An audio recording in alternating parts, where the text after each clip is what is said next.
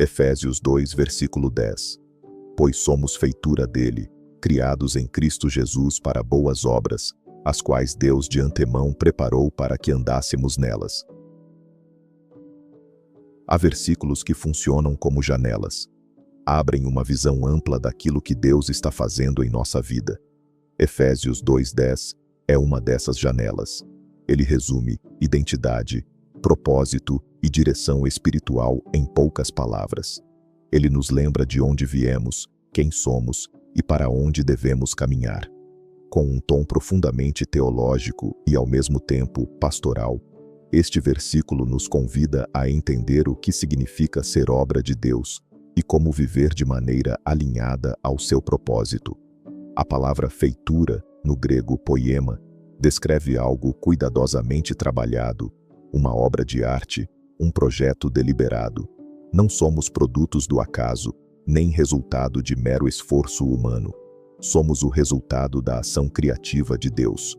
Paulo, no contexto anterior, já havia afirmado que a salvação é pela graça e não vem de obras, versos 8 e 9. Antes de falar das obras que fazemos, ele fala da obra que Deus faz em nós. Isso corrige uma das maiores distorções espirituais: a ideia de que nosso valor é definido pelo nosso desempenho. Não. O versículo começa com Deus, não conosco. Você precisa aprender a viver a partir da identidade que Deus lhe deu, não da identidade que você tenta construir. Sua autoestima espiritual não nasce do quanto você consegue realizar, mas do fato de que Deus o está moldando. O cristão não trabalha para ser aceito, trabalha porque já foi aceito.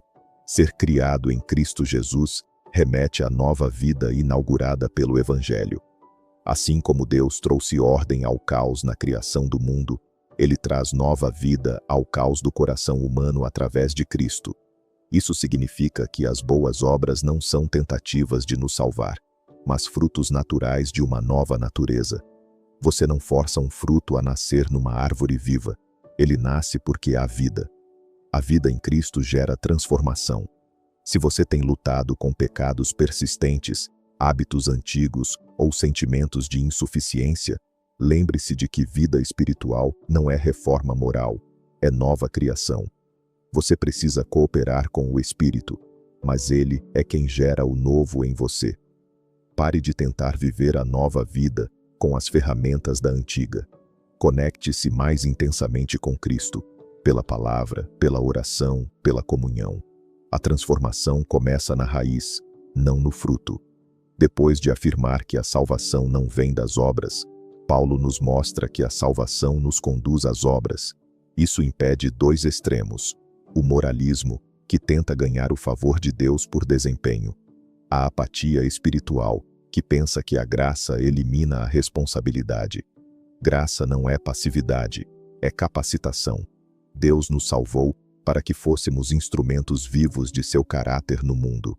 E aqui está uma verdade preciosa: as boas obras são parte do propósito de Deus para a sua vida. Isso significa que sua existência não é neutra. Você foi salvo para servir, amar, construir, testemunhar, restaurar. Pergunte a si mesmo: minha vida reflete o propósito para o qual fui criado? Não se trata de grandes feitos, mas de fidelidade diária. As boas obras são mais frequentemente pequenas sementes do que grandes feitos heróicos. Um ato de gentileza, uma palavra de encorajamento, uma decisão de integridade, tudo isso é parte desse propósito divino. Uma das afirmações mais surpreendentes deste verso é que Deus preparou obras específicas para nós antes que chegássemos até elas. Isso significa: o caminho do cristão nunca é acidental. O serviço cristão não é improviso, é resposta. O propósito não é fabricado, é descoberto. Deus não apenas nos salvou, Ele também prepara oportunidades, encontros, desafios e missões para que participemos de seu plano no mundo. Deus vai à nossa frente. Em vez de viver ansioso tentando prever o futuro, aprenda a reconhecer as oportunidades que Deus coloca no caminho presente. Peça discernimento. Às vezes, as boas obras preparadas por Deus surgem em situações inesperadas, em pessoas difíceis ou em momentos inconvenientes. A sensibilidade espiritual é essencial.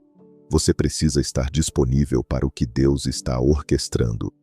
Andar é uma metáfora bíblica para estilo de vida. Paulo não fala de ações isoladas, mas de um modo contínuo de viver. Não se trata de fazer uma boa obra ocasional, mas de caminhar de forma que nossas escolhas, prioridades e atitudes reflitam o caráter de Cristo.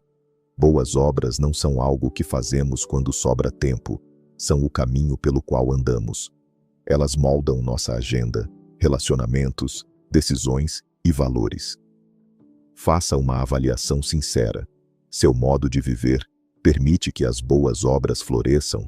Ou seu ritmo, seus hábitos e sua visão de vida sufocam aquilo que Deus quer fazer através de você?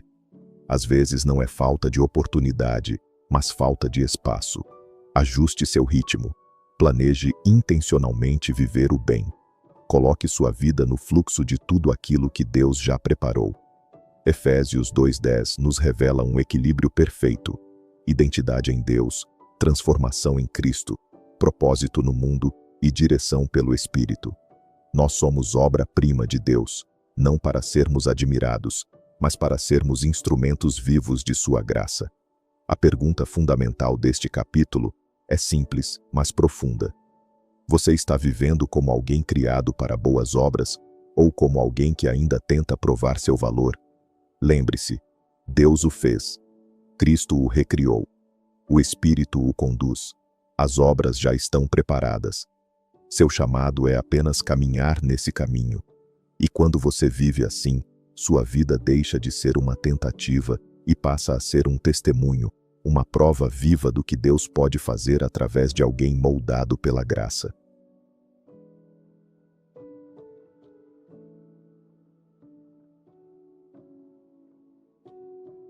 Se essa mensagem tocou o seu coração, deixe seu like, compartilhe com alguém que pode se fortalecer com ela e inscreva-se aqui no canal. Cada gesto seu faz diferença, espalha esperança, fé e transformação através dos ecos nas escrituras que chegaram a ti. Obrigado por caminhar junto conosco nessa jornada. Deus abençoe você.